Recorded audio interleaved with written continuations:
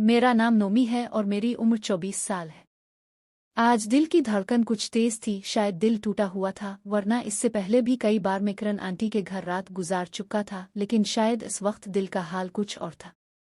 आज मेरी नीयत मुख्तलिफ थी। रफीक चाचा की पुरानी मोटरसाइकिल की फटफट की आवाज़ सुनकर मैं चौंक गया।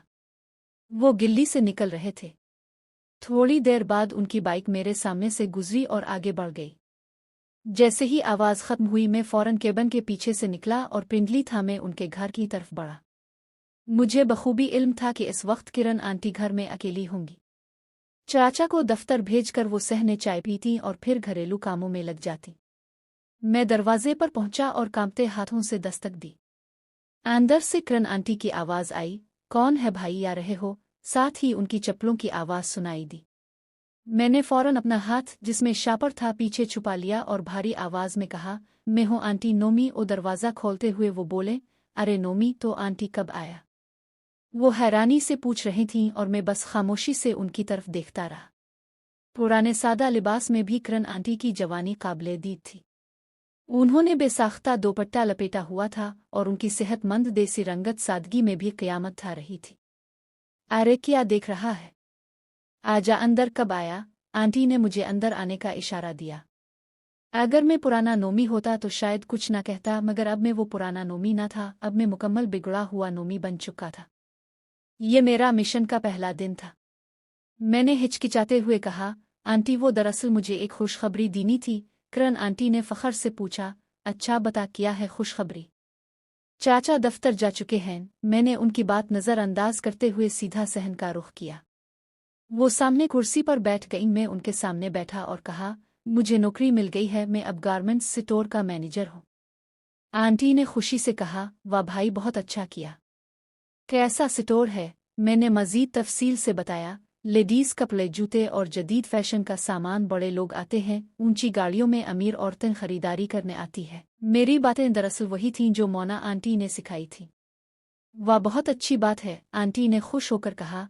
जब शहर आना हो तो मुझे ज़रूर बताना, मैं तेरे स्टोर की सैर करना चाहूँगी। मैंने नरमी से कहा, जी आंटी, और अगर आप आएँ तो मैं आपको आपकी पसंद का सूट तोहफे में दूंगा। अरे छोड़ भाई, मेरा शौहर आज तक कोई चीज़ तोहफे में ना दे सका तो क्या देगा? आंटी ने नाक पोंछते हुए कहा।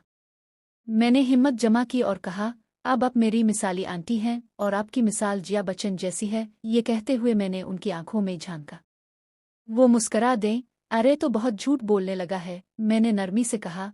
अगर आप साड़ी पहन लें तो बिल्कुल जिया बच्चन लगेंगी। आंटी हंस पड़ीं। अरे छोड़ दे साड़ी, तेरा चाचा मुझे मार डालेगा। मैंने उनके दिल की बात छुई। आंटी, आपका दिल क्या कहता है? आज तो सिर्फ दिल की सुने, आंटी ने अफसरुदगी से कहा। नोमी, दिल तो मेरा कब का बुझ चुका है। उनकी ये बात सुनकर मेरे जज्बे कुछ सर्द पड़ गए, मगर मैं हार मानने वाला न था, क्योंकि मुझे इल्म था कि थोड़ी सी मेहनत से किरण आंटी को सब कुछ करवाया जा सकता है। मैंने कहा, आंटी, मैं तो सोच रहा था कि आप मेरी भाभी बन जाती और मैं आपको खुद बताता कि साड़ी में कैसा लगता है। अरे क्या बकवास कर रहा है? आंटी झिंप गई।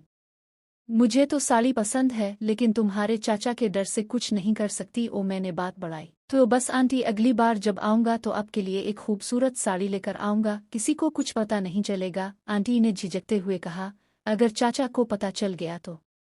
मैंने उन्हें यकीन दिलाया, ये हमारा राज होगा, किसी को कानों कान खबर ना होगी। मैंने शापर में से नीला सूट निकाला और आंटी को दिया। ये आपके लिए है, आंटी खुशी से बोले। क्या खूबसूरत सूट है, मैं ये सलीम की शादी पर पहनूंगी। मैंने उनकी पसंद जानते हुए कहा, पसंद आया? ज़रा साइज चेक कर लें, कहीं बड़ा छोटा ना हो। वो जल्दी से कमरे में गईं और मैं बेताबी से उनके लौटने का इंतज़ार करने लगा। 4-5 मिनट बाद भी वो न आए तो मैंने पुकारा, आंटी, पहन लिया? कैसा लगा?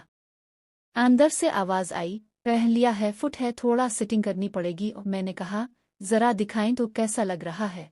वो हिचकिचाते हुए दरवाजे पर आईं और मैं बेइख्तियार बोल उठा, आंटी, अब तो जू चावला लग रही हैं। वो झिंक गईं, मगर उनके चेहरे पर खुशी थी। मैंने उनका हाथ पकड़ा और आईने के सामने ले गया। अब खुद देखें कैसे लग रही हैं। आंटी बोले, नोमी शहर जाकर तो बहुत शातिर हो गया है। मैंने मसनूई नाराज़ी से कहा, अच्छा, मैं चुप हो जाता हूँ, कुछ नहीं कहूँगा। आंटी ने मुझे मनाने की कोशिश की, नाराज़ ना हो, वाकई बहुत अच्छा लगा, लेकिन इतना महंगा सूट क्यों लिया? मैंने जज्बाती अंदाज में कहा, आपकी खुशी के लिए मैंने अपनी आधी तनख्वाह लगा दी सिर्फ आपकी एक मुस्कुराहट के लिए। आंटी अबदीदा हो गईं। नोमी, तुमने कब से मेरी खुशी की परवाह शुरू कर दी? मैंने आहिस्तगी से कहा, हमेशा से, लेकिन आपने कभी तवज्जो नहीं दी। आज पहली बार तनख्वाह मिली तो सबसे पहले आपका ख्याल आया। वो आंटी ने अफसरुदगी से कहा, वाकई तुम्हारा चाचा तो कभी ख्याल ना रख सका। मैंने उनके दिल में उतारी बात कही, तो फिर क्यों अपनी जिंदगी एक ऐसे इंसान के लिए बर्बाद कर रही है जो आपकी कदर नहीं करता?